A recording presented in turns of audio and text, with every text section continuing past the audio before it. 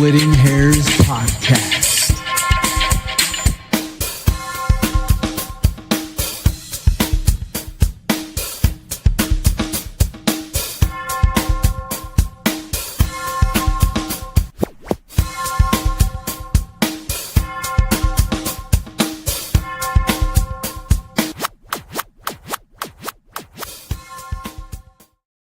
Welcome to the Splitting Hairs Podcast. This is the Friday Night Football edition of the podcast. Gentlemen, how we doing this Friday? Ready for some football. That's right. Let's get after them here tomorrow. A little bit earlier of a kickoff than we thought, with some severe weather coming through Kentucky, and let's get after them and take care of business. Amen. Before we dive in, do want to shout out our sponsor for this season on the podcast segment here, the Wild Hair of Brookings, South Dakota. Jackrabbit Nation, if you're looking for a spot that hits harder than a linebacker and pours smoother than a Chase Mason touchdown drive, well, look no further than the Wild Hair of Brookings. Happy hour runs every day from 3 to 7, and if that's not enough, Sundays and Tuesdays are all-day happy hour. That's right, drink deals from open to close.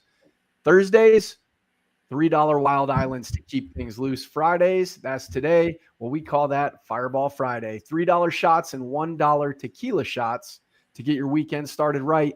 And if you're feeling bold, $4 double wells every Wednesday and today on Fridays. That'll do the trick.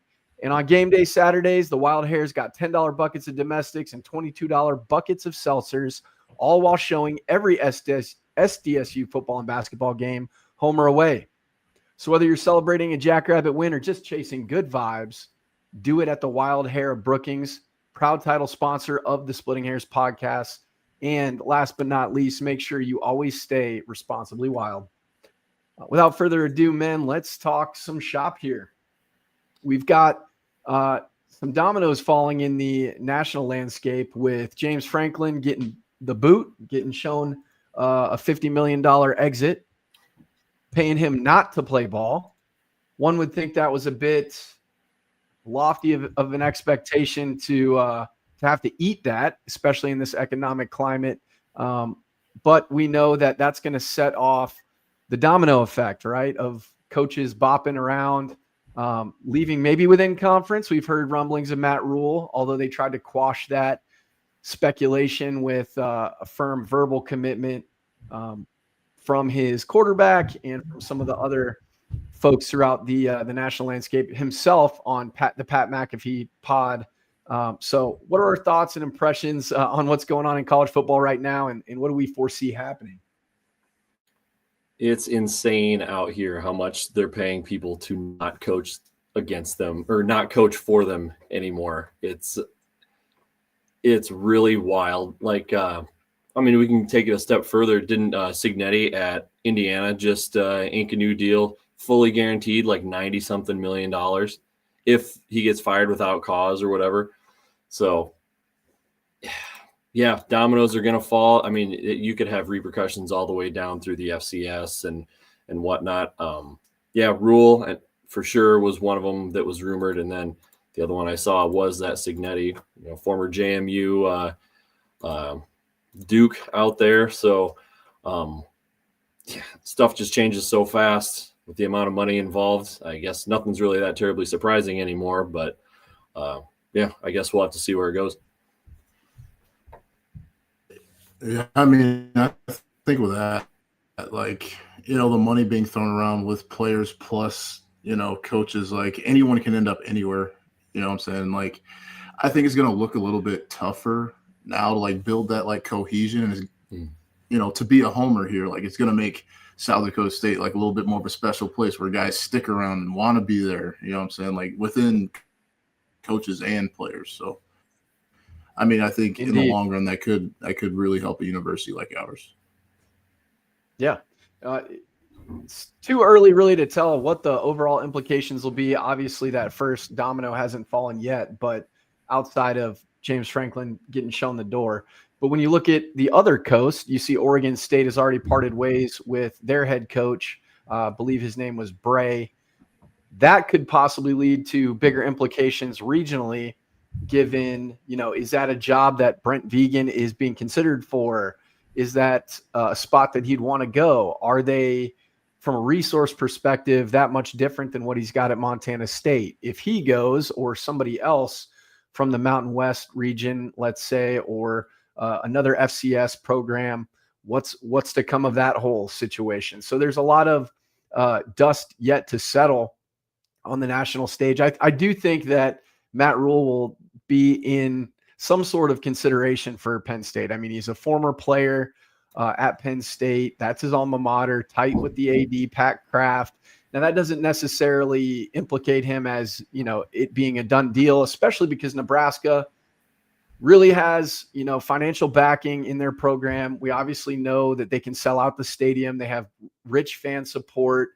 He mentioned on the Pat McAfee show, 300K in terms of the population there in Lincoln. So it's often slept on as a small town, still considerably larger than Brookings, right? So there's a lot to work with there, and he'll just have to weigh and measure if it's the right move for him or if he wants some stability and to build something real.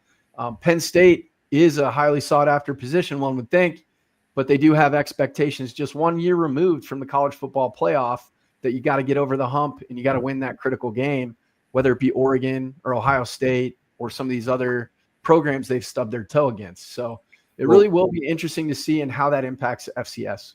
Well, one of the crazy things is how fast this all changed, right? Like 2.5 weeks ago, they host game day out there when Oregon went out there, and they were how close to winning against Oregon, and that one interception Oregon had against them, and then boom, boom, boom, couple losses, and he's gone. So it's wild how fast stuff can change when they were third ranked in the nation, and then now he no longer has a job, which oddly enough, they announced he'll be on game day this weekend as a special guest for some reason. That was weird.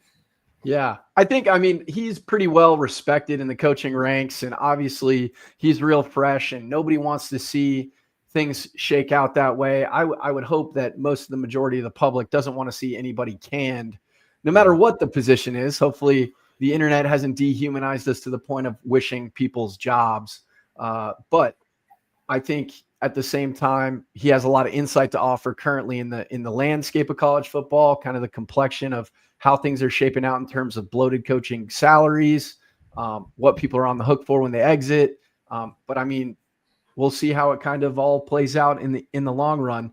And I think the big thing to consider here is this is what has led to us being South Dakota State in the current situation that we're in, that domino effect occurring with Coach Rogers going to Washington State, trying his hand at a new conference in a new place. And then you seeing the incredible job that really Coach Jackson and staff has done, both reassembling a depleted roster, had some key components, sure, but you don't just look at rosters, look at schedules, and mark it in wins and losses, right? Like, I think a lot of it's out there back in January might have had the Jacks being a little bit of a surprise, I would say. Some people had them only at maybe 500, 50-50 win-loss column going into this stretch right here. So now to come out of it 6-0, heading into more of the meat of the schedule, I would say, is pretty astounding. What are your thoughts on that?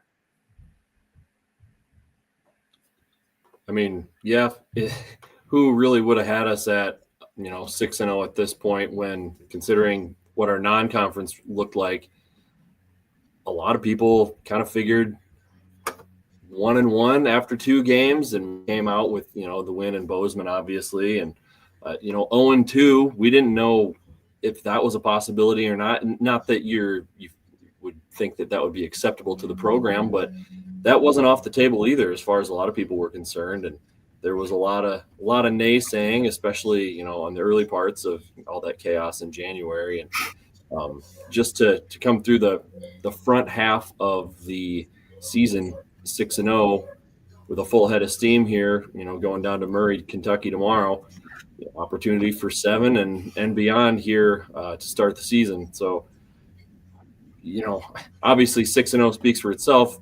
You can't wish for anything, much better than that, considering where we came from earlier in the calendar year. And to see how this team has kind of handled a lot of adversity this year, you know what I'm saying, in terms of football and, extracurricular stuff, like with a teammate passing away, and to see them play hard in Bozeman, like when it really counts. Or like even I'll say last weekend, right, when things were looking a little bit weird, and like when it came down to brass tacks, like defense stepped up, offense put together a drive, defense getting turnovers. So I think kind of really seeing these guys step into their own and show that, like, it may not look like 2022 with, NFL players all riddled throughout the roster, but like how hard they play, I think, is what's gotten them to this point. And it's Coach Jackson, right, coaching these guys to get them to play that hard, right? Guys just don't play that hard for no reason, right? You don't get that many dudes on the same page for no reason. So, like, I think that's a testament to every single coach on that staff that has them playing like this. 1,000%. I think when you rewind to the conversation I had with Coach Jackson, the first full-on conversation, unfiltered since he took the job, one of the things that I said towards the end is, like, the biggest thing I'd like to see is no drop off in effort and just like a hunger to return, because I think there is, I wouldn't say that the boys had winning fatigue before, but that whole same nucleus had just gone on such a tear, right, that the expectations just continue to mount. And I think not being fully healthy going into the marker game, not being fully healthy going into the last game against North Dakota State in the semis, you can make excuses all day. They should have gotten the job done, but it just seemed like there was some juice that wasn't left in the tank that now we're starting to see this year show up. Really with not nearly as much depth as we had on those squads, but guys stepping up, doing their 111th. The culture is intact. But what I like about this program is the new identity that's starting to take shape around the game itself, around the program, the brand of ball that they're playing, and still trying to figure out situationally what we're going to go to. Are we going to, we're still going to try to be balanced and lean on the run game.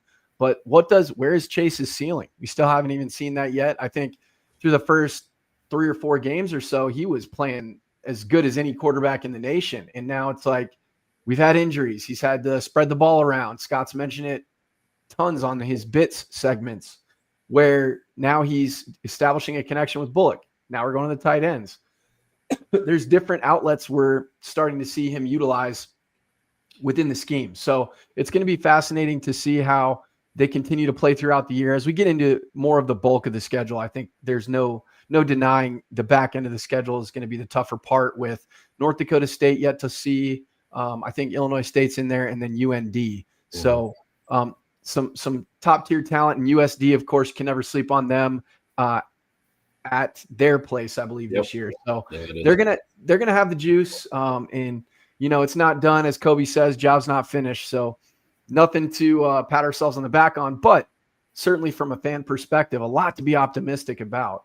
Again, I think we'll dive into it here, but moving right into Hobo Day, I think this is a good time to talk about it. What were our initial takeaways from the overall performance, and just our thoughts? I thought that, offensively, it seemed like they kind of, like, after an emotional win, like Youngstown, right? Like, you come back, like you start clicking and you're putting points on the board. It's like you can't come out the next week and just think it's a given, right? Like, we were talking about, you and I, every year, how they get up to play us. Like, it seemed to be the same thing this year, right? Like, no one's going to roll over for South Dakota State, especially now, right? Because, like, they feel like you guys been beating up on us for like the last 5-6 years, but you had Mason McCormick, you had Tucker Kraft, like, they can't save you no more, right? Like, that's how people feel, right? Like, we still haven't, like, as a not a university, but like as a program this year, right? Like, in this new era, like, they haven't proven that, like, we are those guys, right? So right now, teams still feel like, yo, yeah, we could get them. Like, if I cut on that Youngstown tape and watch the first half, like, if I'm a coach, I'm saying, like, oh, yeah, we could get them.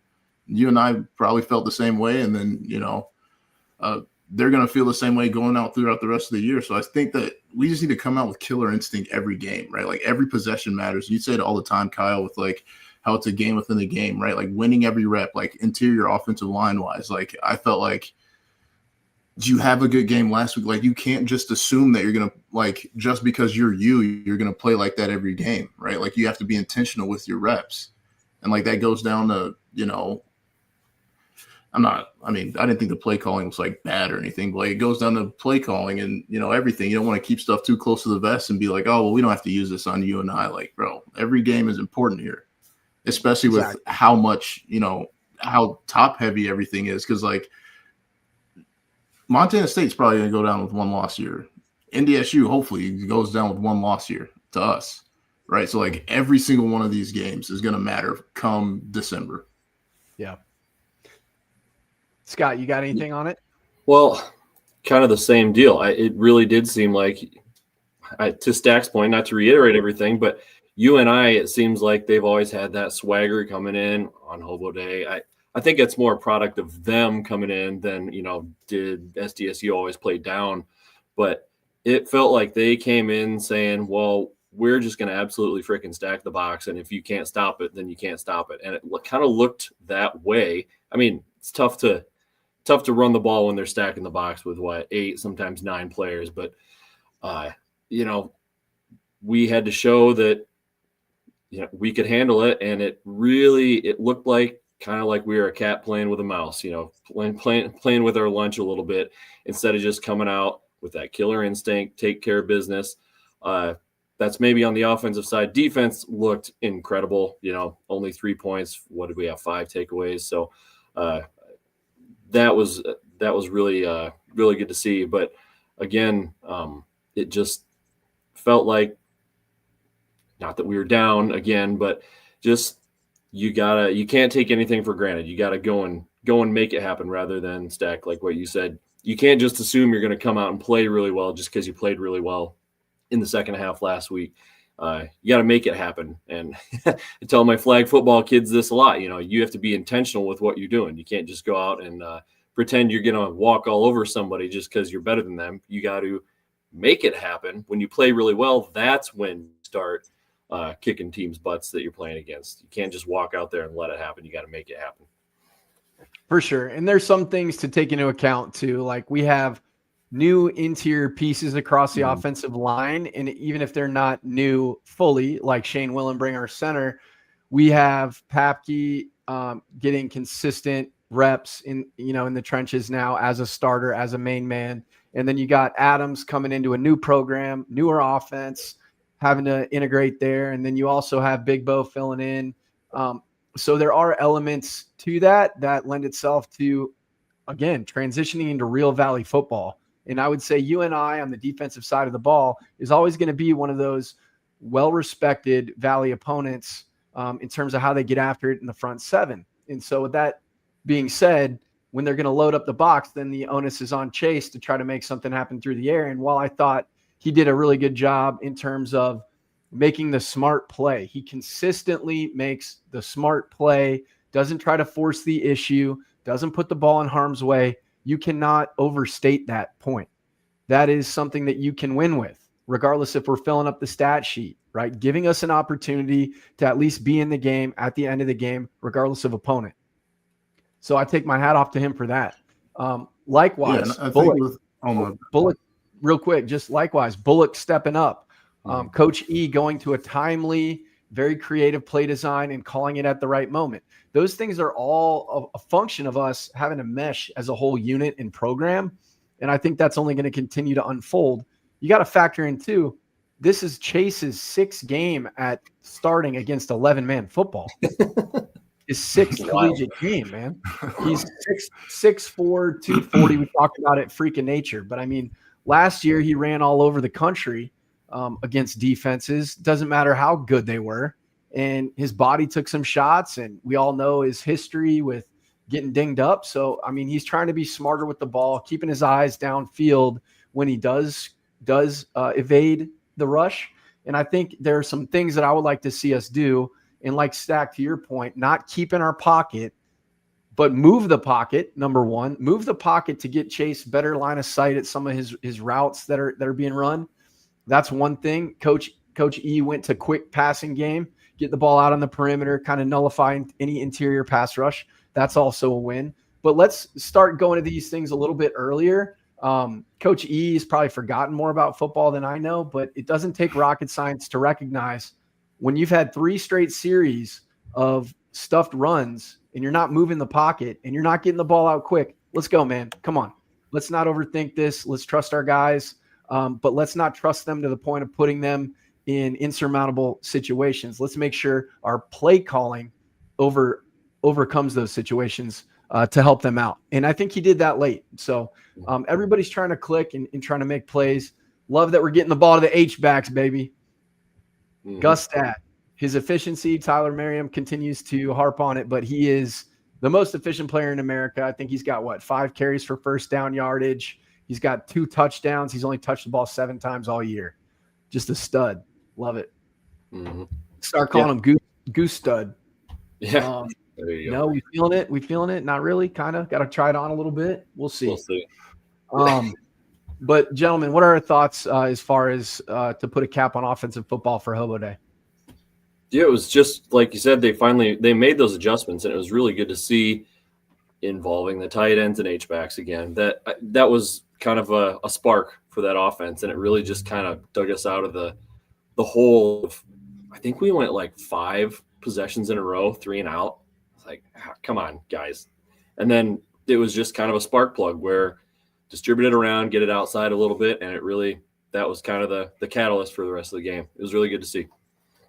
Agreed. Yeah, Neil brings up a great point here. Real quick, Stack. Advantage of sitting behind a great QB like Mark and learning the system and getting some time to acclimate with Chase is not making poor decisions with the ball and forcing the defense to have to spend too much time on the field.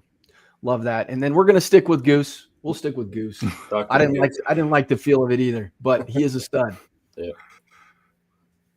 Yeah, and my only point, like to what you guys said, I think that Chase has done a really good job of like you said, like not putting the ball in harm's way, and like it gives our team time to click. It's like every single game, like you see them hit that point where they're like, okay, they got it. Like we got the game in the bag now, because like things start clicking, first down start happening, touchdowns start rolling in, and I think having a quarterback like that really just lends itself to the advantage of a team that's like gelling together, right? Because like you're not going to get that random interception that's just going to kill you, like kill momentum, right? Like we live to fight another day. And like with the way this team fights, like late in games, like that's what's won us a lot of football games, honestly. Like nothing stupid at Montana State, like gives us a chance to be in overtime and win that game. So the resolve in the grit, just like you're talking about, Stack, to that Montana State point, we can't champion that enough. The fact that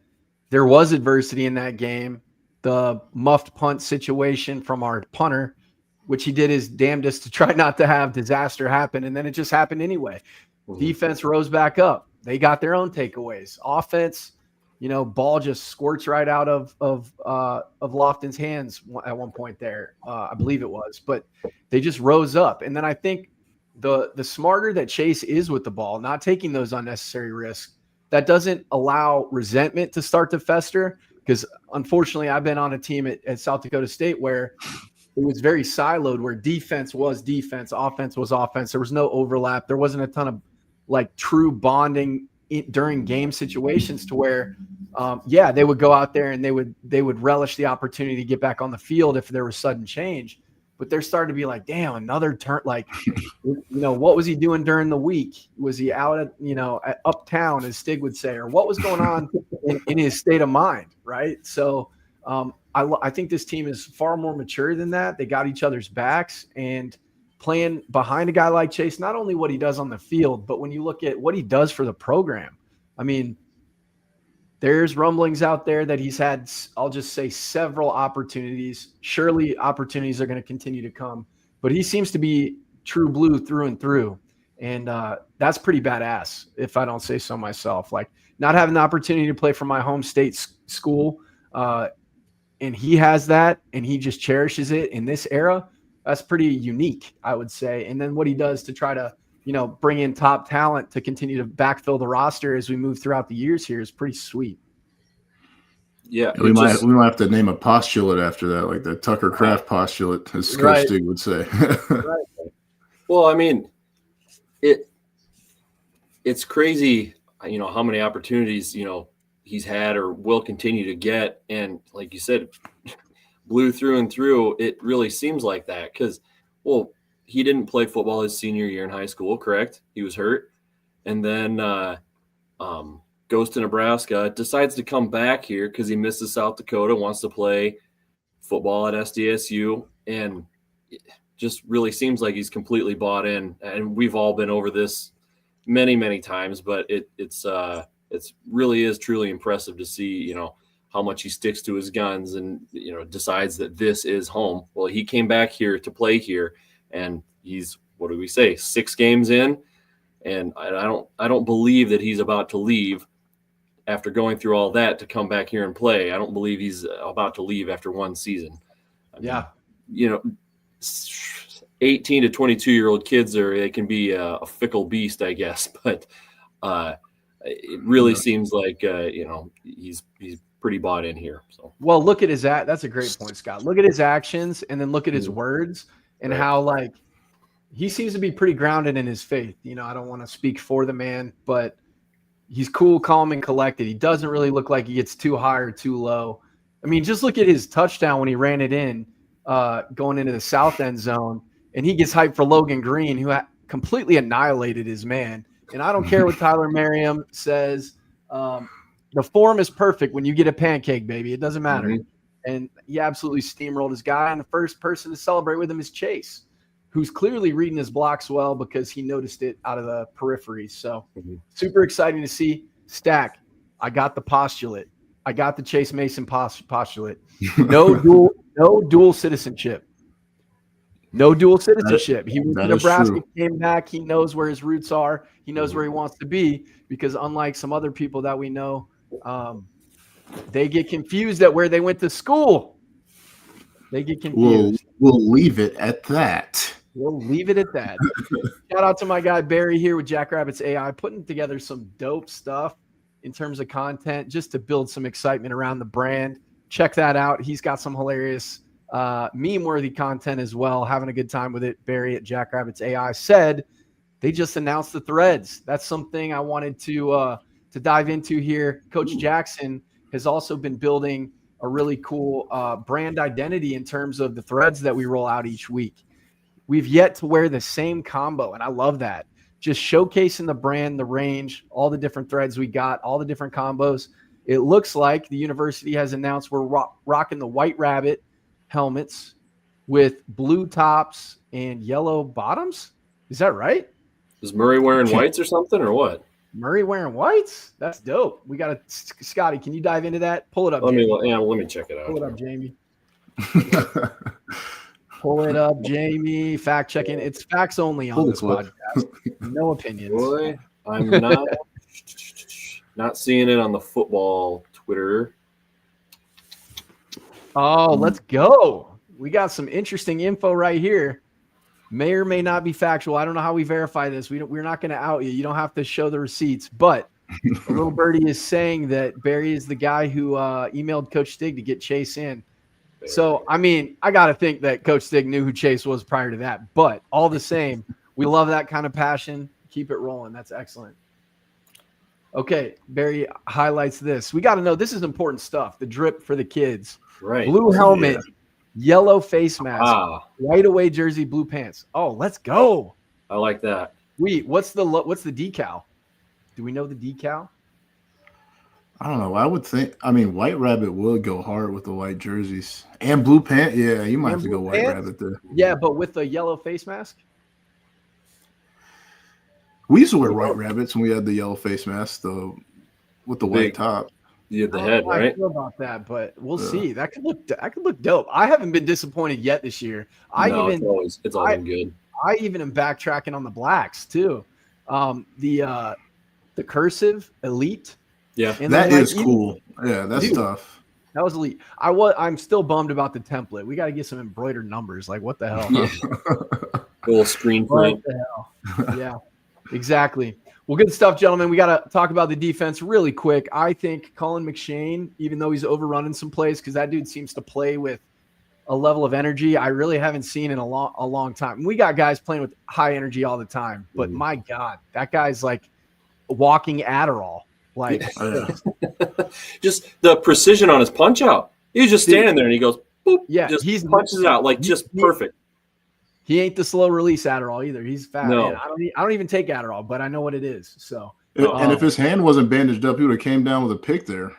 no joke. Yeah, right. And then, so just to kind of walk through it, I had to let my man Stan Beckton know with NCAA FCS content that he had his opinions a little bit off. When you look at Cullen McShane and his numbers and what he's doing, let me pull it up. Hold on, pull it up, Jamie. So we have Joe Ullman at 36 total tackles on the year, 5 tackles for loss, 3 sacks, and 3 forced fumbles with 1 fumble recovery. And he's not one of your best players in the nation. Give me a break. Chase Van Tol, 27 total tackles, but we have to consider he missed an entire half due to a targeting against Montana State when he had to sit. And he's got 27 tackles, 4 sacks from the LB position with an INT, not to mention his pure effort plays all over the field, running a total of 65 yards 2 weeks ago just to hawk a guy down. Incredible effort. And then Cullen McShane, 49 total tackles, leading the team, one of the tops in the nation at his position, 5.5 tackles for loss and a forced fumble. That's a deep room, gentlemen. Mm-hmm. That's a deep room. Something I will say, I think Stan is very good at engagement farming. Hence the reason, we're talking about this. He knows what he's doing. But he's rage baiting the entire FCS. Yeah. He makes some good points. But for sure. Yeah, not taking anything away from him. Yeah, he knows what he's doing. He's got that digital marketing savvy. We love it. Oh, yeah. Hey, at least people are talking FCS ball, right? Absolutely. Yep. Trying to boost the signal across the board. Stack, highlight the chain gang. What do we like? What do we want to see more of from that unit heading into Murray State? I would like to see – I want to see like a good 5-man rotation, like just interior, where I could roll out 5 D tackles and they can all play ball, right? Because I think with Kobe taking reps off the edge, bro, he's not going to be able to be full go in the middle all the time, especially when you start seeing a lot of run-heavy teams. So, we need, guys like Jace to be, a guy who could start somewhere else. That's how you need to – that's the kind of level you need to be, right? You need to be a legit starter. Taking 2 reps, that's fine. But, if we can't roll out guys – if we can roll out guys and the level stays the same, that's how you beat North Dakota State's, right? That's kind of when I think SDSU really figured it out when we started beating the crap out of them every year. It was because, hey, you guys are going to run the ball. It's going to be in duos, downhill run, whole lot of double teams. If I can roll out 5 dudes out there that can stuff that every play, and then on 3rd down I have my starters fresh so they can rush the passer. I think that's our D-line has played great this year, and I don't want to take away from anything they've done. I think they haven't been as deep as usual, and guys like Wolfkill have stepped up a ton. Yeah. Coming off for 2 reps and really playing like a starter this year. Wolfkill wasn't here. I believe he could start somewhere else. And I think 100%.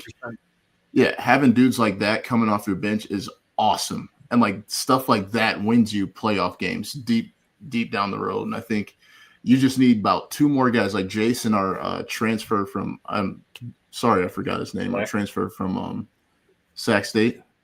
Yeah, Mason Brostow. Yeah. Mason. Those 2 guys, they step it up and they're playing tough. If they can play starter level football, our D-line's going to be set this year. Yeah, I think one of the big things, too, is recognizing when you're facing running quarterbacks like you faced against Montana State, guys that definitely have the ability to get out and create for themselves, similar to the Cam Millers of the world, the Easton Sticks, guys like that. Maintaining your rush integrity is huge, but also really forcing the issue. We put a ton of pressure on them with just our front 4 against Montana State, and we're really causing havoc back there. So if we're going to do that, it's going to be imperative that we have a tight scheme and make sure that we're doing whatever we can to bottle up those quarterbacks, because we know we're going to see that against Cole Payton. We're probably going to see a little bit of that this week. I think last week too, a guy who doesn't really tuck and run a lot, had some opportunities. They did do some things. They had a couple timely screen calls, but we need to make sure that we do our due diligence to account for the quarterback run in the college game, which is incredibly dangerous. Even in the NFL level, you look at Baker Mayfield, things that he did last week on a 3rd and 13, something like that, just tucking it and putting absolute highlight reels together. So with a Zen in his bottom lip. At the... What a madman. Maybe. We got runners on the corners here, right here.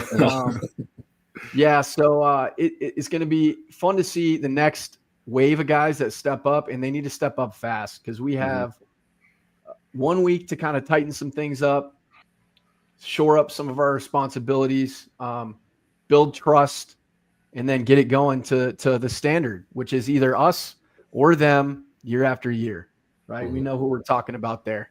So just want to touch on this real quick. It looks like the running rabbit, so our traditional logo is going to be on there. That's cool. I like that because there's yellow in that logo. Going to be pretty cool. I don't think we've worn the blue and yellow combo yet with the face mask with the yellow rabbit on it yet. Or yeah, we did. We did for Hobo Day, right? Yeah. Hobo Day only. So that's cool. All right. Well, we haven't worn this combo fully, so it's tight. That's the drips. So now we're going to go to moving on to Murray State. So gentlemen, I've taken some notes on these cats.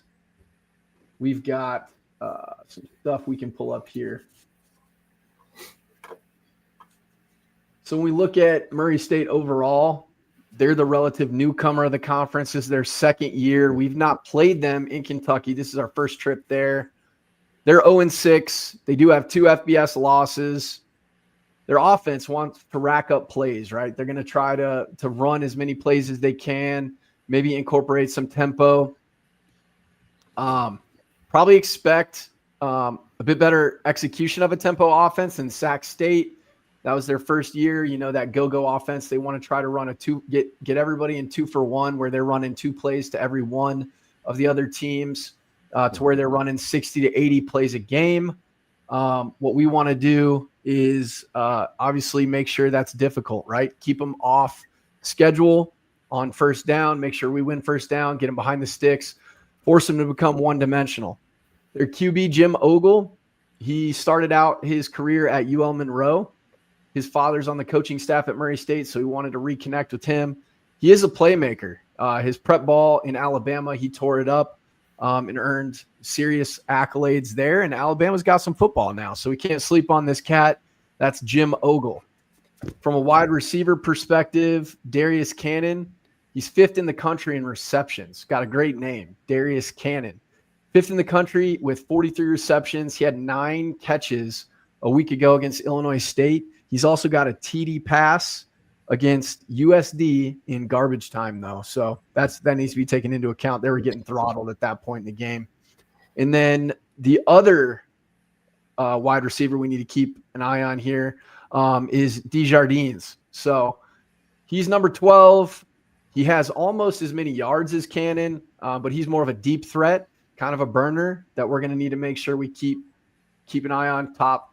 Don't let the defense get beat deep. Obviously, make sure they adhere to their 111th and get hands on them at the line of scrimmage. I think that's what you want to do with little scat wide receivers like that. Their running back, Jawan Northington, is a returning starter at running back. He can tote the rock a little bit. He's well put together. You know what we do against running backs. We pretty much bottle them up and shut them down. We've yet to have a guy really run on us this year outside of Bo Brungard.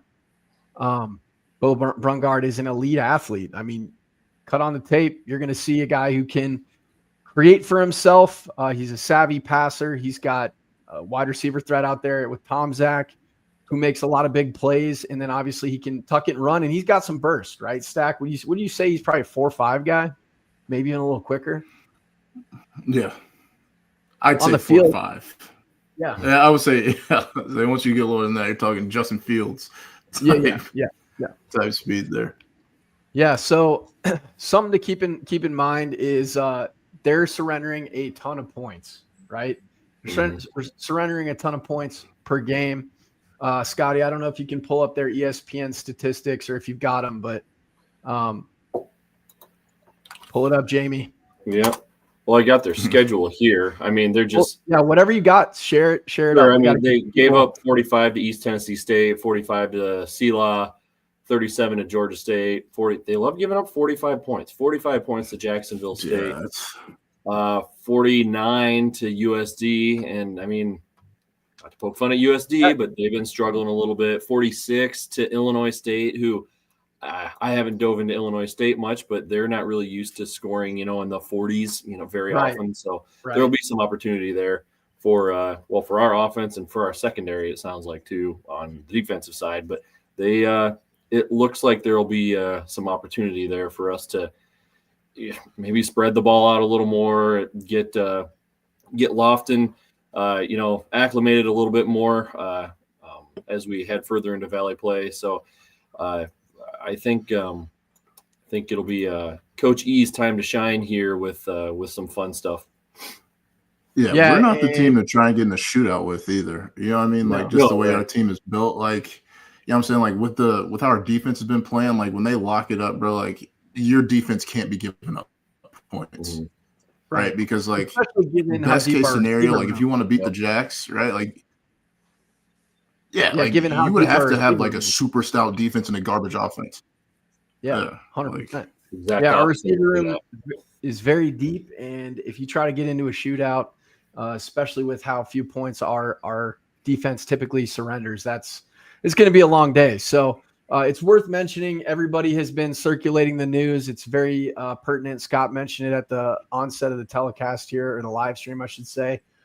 It's a 1 o'clock kick time. Got moved from 6 p.m. due to inclement weather that they're expecting. So we need to go ahead and account for that accordingly.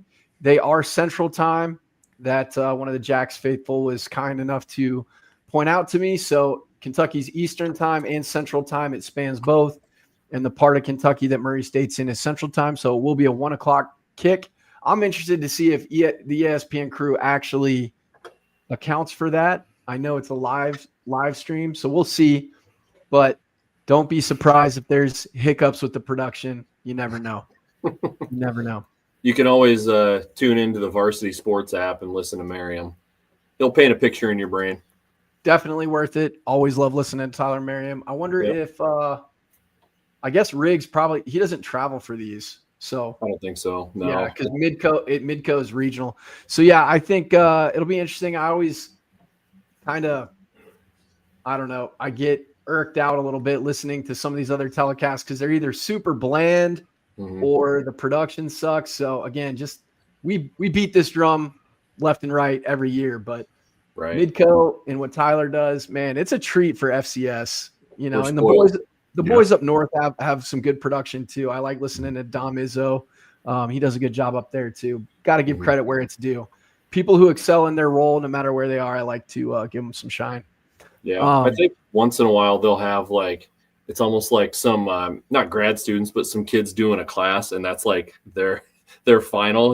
They have to do production for a game day or something like that. So it can be a little quirky, can be a little funny, or maybe a little off-putting once in a while. But I mean, that's those Illinois Jacks, baby, Western Illinois. Yeah, Western Illinois. I don't know if you guys remember the telecast, but back when I was supporting JI, I put a meme out because the telecast, they were wearing tuxedos at a game, and I superimposed mine and Matt's faces on it. It was hilarious. I remember that. I thought it was funny. That shit was hilarious.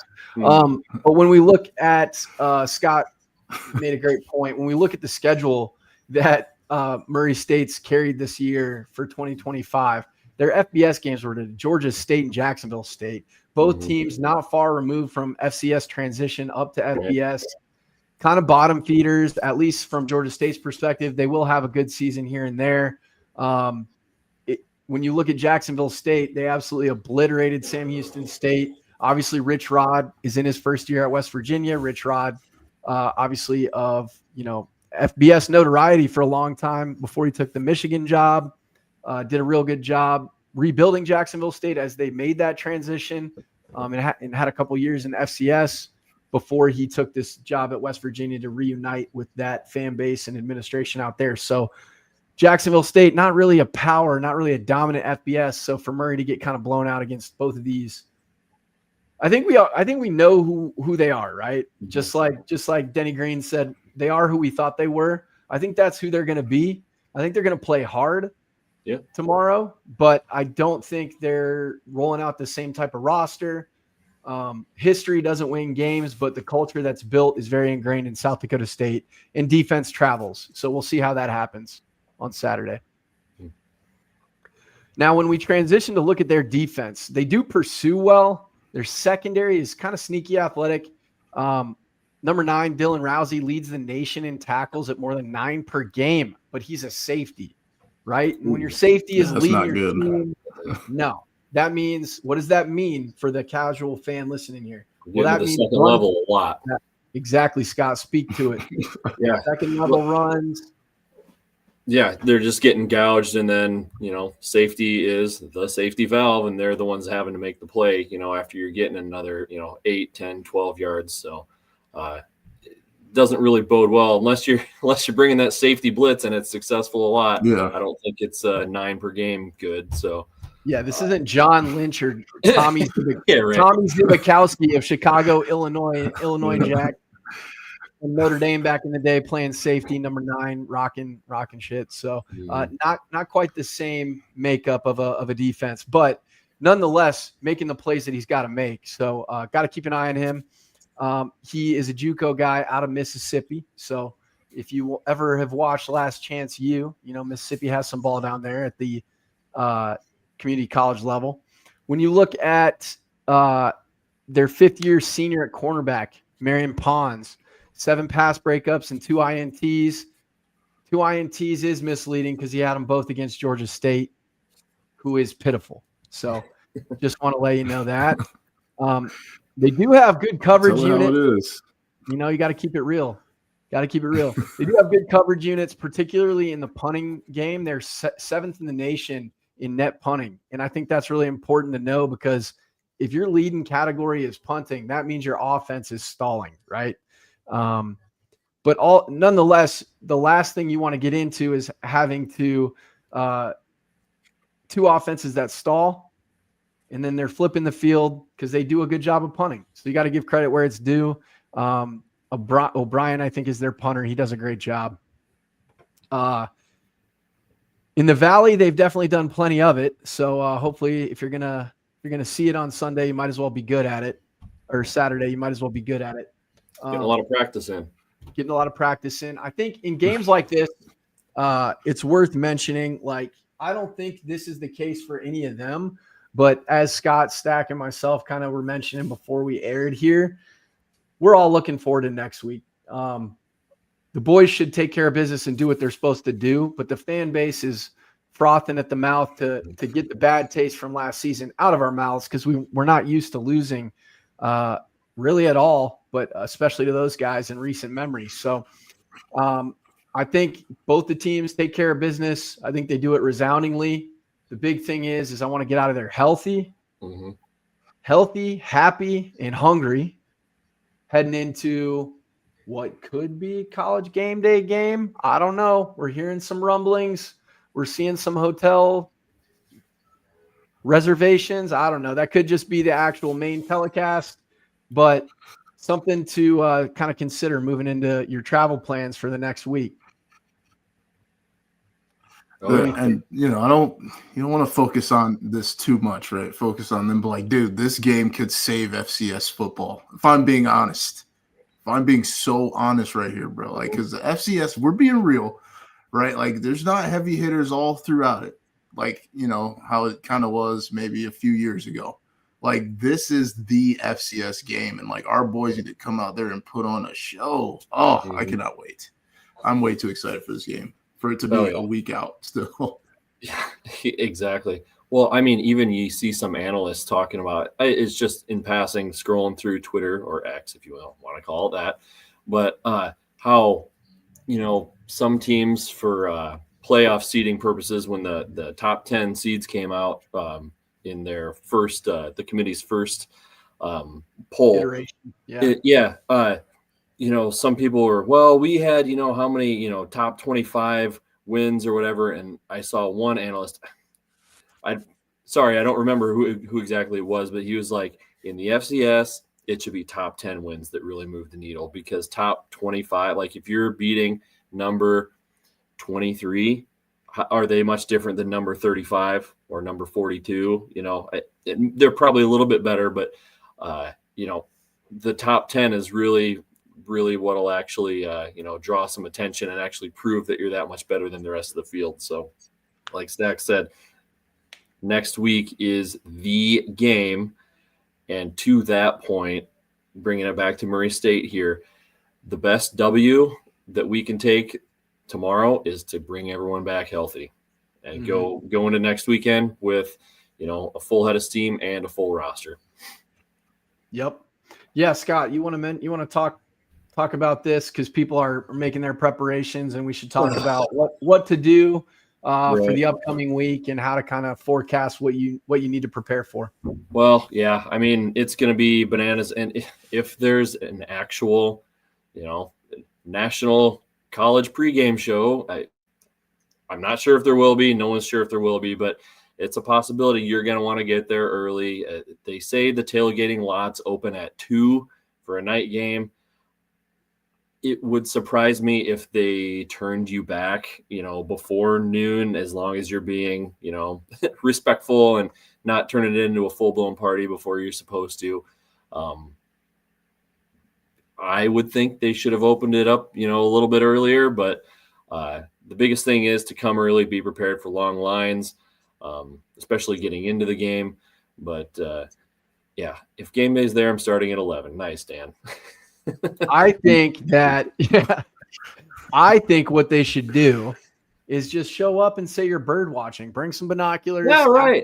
Act like you're lost. Mm-hmm. Maybe have stuff in your pockets for hydration purposes. Right. As long as you're responsible, keeping to yourself, that gives you an out. Gives you an out. So you're trying to help the ecological ecosystem in your own backyard. Right. Studying some ornithology, right? Damn, nice. SAT word of the day, baby. Yes, let's go. yes, right. Yeah, that's right. But it's gonna be a fun party. We just got to make sure we do it right. It's unfortunate that they're not open until 2. I get it, that's standard, but considering the situation, it would have been nice to have like 11 o'clock or something. But if you show up then and you're not an asshole, I think you're probably fine. So right. I think it is worth mentioning too that regardless if game day is there or not, we need to be louder than hell. Yeah. Whether you're at tailgate and you're there during the allotted hours, be loud then, be loud, just be loud. Never stop. Actually stop when we're on offense. But other than that, keep the volume turned to the max. Right. Wear blue too. Wear yellow. Wear blue. We are not wearing yellow. Just pure blue. See a blue. Bring the blue, just like you did to Frisco for 2 straight years. And then obviously the first time under Stack's participation in 20. So what we want to see too, we're going to get into players of the game, but we want to highlight, I saw a tweet from Trevor Gebhardt, who's a former Bison wide receiver. And he mentioned that the Bison are 38 in the Sagarin ratings nationally. And the Jacks are like somewhere in the 50s. So the reason we brought up FBS ball in the carousel to talk early is like there's going to be more changes and shakeups, not only with the coaching opportunities that come available, but also with realignment. There will be another split. And now guys aren't going to be let in on the money. What does that mean? Well, that means that, first of all, there's an exit fee or an entry fee, however you look at it, of about $5 million to get to the FBS. I think the Jacks are well positioned to make that. I think North Dakota State probably is as well. But that coveted invite is ever so important. You got to get a conference invite, and then the select committee that makes these decisions has to do an audit of you, do their due diligence, and then vote you in to allow that acceptance. But as ridiculous as I think their campaign has been, Sacramento State could set legal precedent on this. Shout out to some of the Montana fans who are one of them was involved in litigation, or he's a trial attorney, or he's some form of lawyer. He mentioned that this could set a precedent where if they are able to get access to the FBS without a conference invite, that could set a precedent for others who are financially equipped and competitively equipped to enter as an independent. So it's really fascinating to see all the different components as it relates to FBS. Now, everyone is always concerned that it could be a situation where you enter into the FBS and you're playing these MACtion type Tuesday night games with 50 people to show up. I don't ever foresee that in South Dakota State's future. I think Justin Sell, and then one day when it does happen, whoever takes the reins from him, they're going to position SDSU ball better than that. We just need to be ready, because I think that the through line in a lot of our conversations has been that FCS ball is way too top heavy. The marker game, the Montana State game, the Brawl of the Wild, and some of these other Big Sky, Missouri Valley matchups, that's really it. And I'm not trying to rain on everybody's parade in the SoCon or the Patriot League or the NEC or any of these other conferences. They just don't have the funding, or they're in a saturated area with heavy FBS participation, and it's tough to recruit, right? So it is what it is. There's our thoughts on FBS and how it kind of plays out to our competitive level and what could be in the future. You never know. There could be some dark horses like Boise State that establish themselves at that echelon, at that tier. And look at what JMU has done. Mm-hmm. JMU and Coastal a couple years back, and it's possible. It's possible. So some fun stuff to think about. This, Dan, I would love this. I don't even know if it's possible, but I would love to see. I would be shocked if North Dakota State, South Dakota State, Montana State don't get a Mountain West bid. I would just be shocked, because there's not – who else are they going to pull from the FBS that's out of region, that wants to align, that fits the brand? And they've already had those conversations. It sounds like the timing just wasn't there for the conference itself. I think they had loftier aspirations, and those did not come to fruition. So if at first you don't succeed, pick the Jacks and the Bison, right? There you go. Let's get the Dakotas in there. Mm-hmm. The only states without FBS football aside from Montana. So right. That's it. I mean, you got like Vermont and stuff like that up there, but I suppose. Come on. Fake states, they're not real. Yeah. We should, while we're putting a cap on our FBS talk, we should note that they're redoing their stadium, Bauer Stadium. So they're playing 40 minutes away. Oh, are they? Yeah. So people don't understand that's extremely skewed. And if you know Houston, there's a ton of stuff to do in Houston. That's where one of my facilities is that I go call on regionally. There's way too much to do. They're not driving 40 minutes during the school week to do that, because they're very studious down there at Sam Houston. So are they? Oh yeah. So they're playing their games in Houston. They're playing their games 40 minutes away from Sam Houston. And what I'm saying is Houston is such a major metropolitan area that sprawls, and there's a lot of stuff to do. Absolutely. Where if you're playing Jacksonville State, are you going to drive an hour both ways, an hour plus both ways? Probably not. So, right. Yeah, just something to keep him. I mean, it's not a Saturday. They got stuff to do. There's probably frat parties, or they're going to go uptown like Stig talks about, and all that. Mm-hmm. So back on track, gentlemen. This is the Murray State preview. We are going to pick our players of the game, and we're going to start offensively. Who do we got?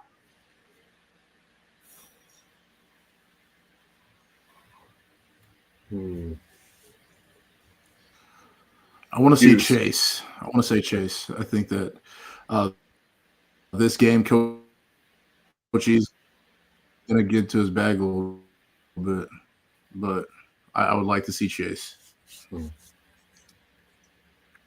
Yeah, that's a pretty good one. I'd like to see him keep involving Gustad or Goose, if we're going to call him Goose. Spread it out, get him some runs in too. If we're going to shake it up, if Lawfridge is going to keep having so many carries, we need to shake it up and take a little bit of the load off of him. I think involving the old H-back would go a long way toward that. So let's get Goose another touchdown. Okay. Scotty going into the deep into the roster for that one. I like it. I will never dissuade someone from picking a fullback, H-back, tight end. Seth brings up a point here. Corey Blair Jr., I would love it if he got some run.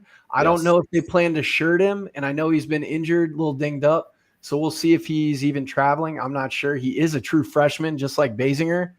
So, but we are very thin at running back. So I would like to see health improve there. You'd hope they're bringing 3 at least, because that's something we're going to – everybody's talking about Lofton being back. Yes, I love it. But even if Lofton didn't play this week, Lofton would still be Lofton if he's healthy to go next week. And at the running back position, man, we need to see more guys touch the rock, more guys get live action reps, just like one or both of you had mentioned in your bits. So Lofton is back, and that's excellent because I think that's going to free up the connection that we've started to see establish more and more, who is my player of the game that I'm calling out, Alex Bullock. I would say my 1A is going to be Garcia Castaneda. I think he has a big game this week too. As we move to the defensive side of the ball, gentlemen, who are we looking at this week to make waves?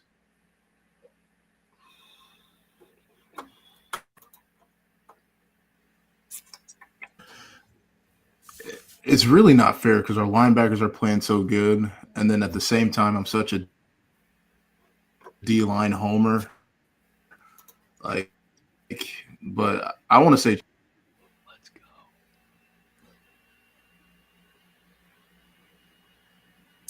I don't know if this is accurate or not, but that would be excellent. Corey Blair's dad informed Jackrabbits AI he's going to be playing, so we'll see.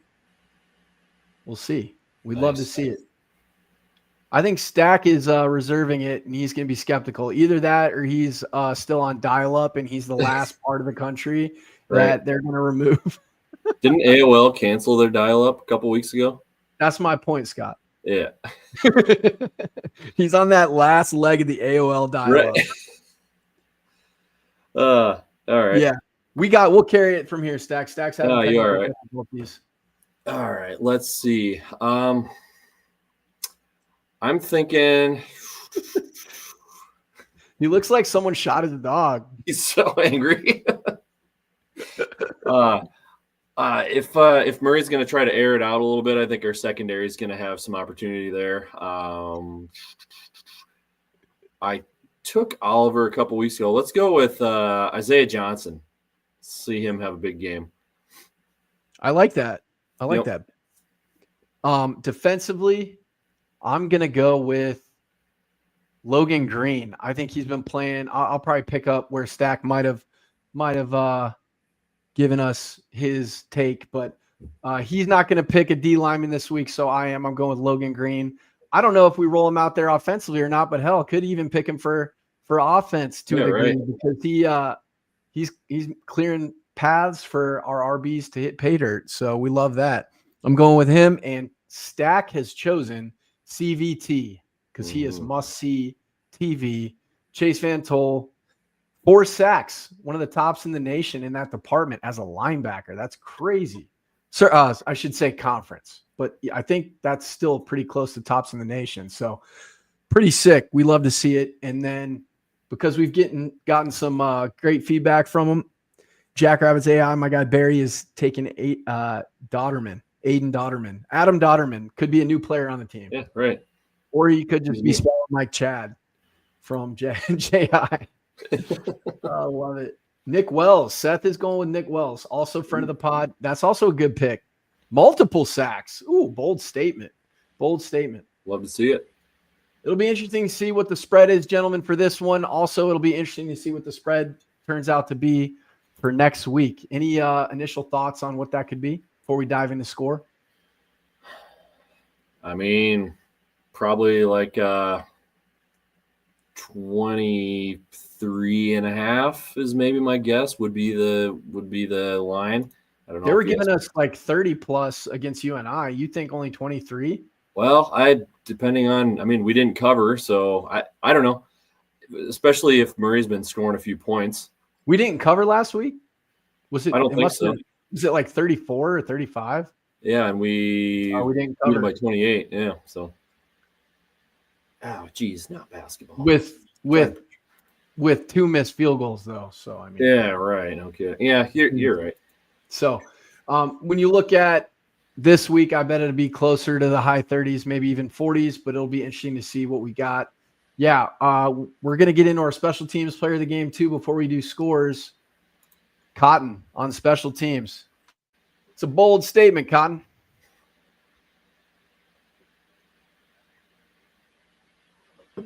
No, I mean like, the dodgeball.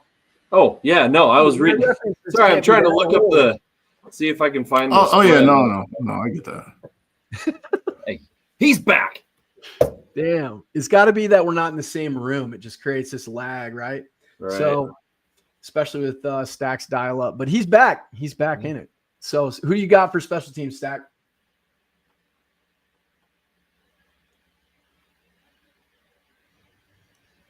He's thinking. He actually is connected. Yeah. You know what? Yeah. Can you guys hear me? Am I back? Yeah. No, you're good now. Dude, you're back. Stack is back. All right. Thank God. I was praying. You know what? Just for that though, I'll just second Daniel here. I'll just go Cotton. There we go. Because I don't know how much time I have. Scott, who you got? Come on. Let's see. Garcia Castaneda, he's still taking kicks, right? I think Taylor, but I think he's on kickoff. Yeah, that's right. I'm sorry, Green. Who's the upperclassman? Is it Green? The underclassman is there's a Miles Green is the true freshman. Okay, so Taylor is the one that's taking punts. Garcia Castaneda is taking kickoffs. Yeah, so let's see. I would love to see him. I'll just call him out. Let's take the third quarter kickoff back, or at least have a real good run back. That'd be good. That'd be excellent. Yep. The line is currently 32 on FCS Reddit. 37.5 on FanDuel. I'm going to go somewhere in between because my special teams player of the week pick is coverage units. That's what we're going with. I would like to see us iron out our kicking struggles in this game because that cannot be the deciding factor in money games like we have next week.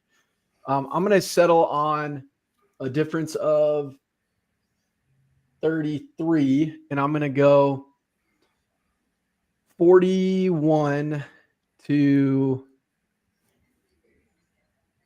41-9. Is that 33? Yeah, I'm gonna be right around. Yeah, I'll be at 32. I'll 41-9. There you go. Stack, I'll go 38 zip.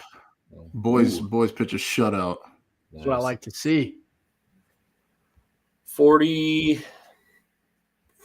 Let's go with 45. That's a common score they like to give up. 45-9. 45-9. Okay. And again, I'm going with 9 because I think they're going to get some wild, like 50-plus yard field goals because the boys are going to bottle them up. I hope it's a shutout. I never like to see anything above 10. I never like to see anything above 0, but let's be real here.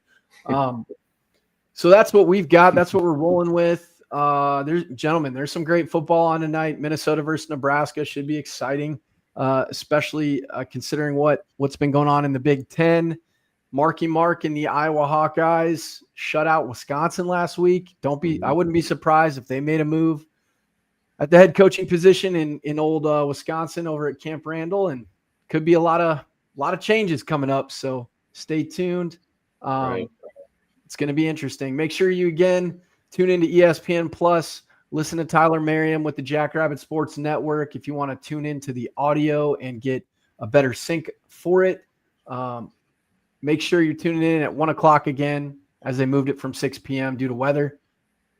A lot of interesting stuff happening in the college football world, but want to shout out our sponsors again. Thank you so much for riding with us this year. Make sure it's an away game. If you're on campus, get to the Wild Hair, Brookings, South Dakota.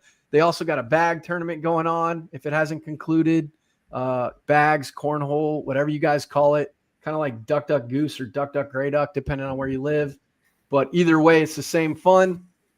Make sure you do it and always stay responsibly wild. Gentlemen, with that, go big, go blue, go Jack. Go Jacks. Go Jacks.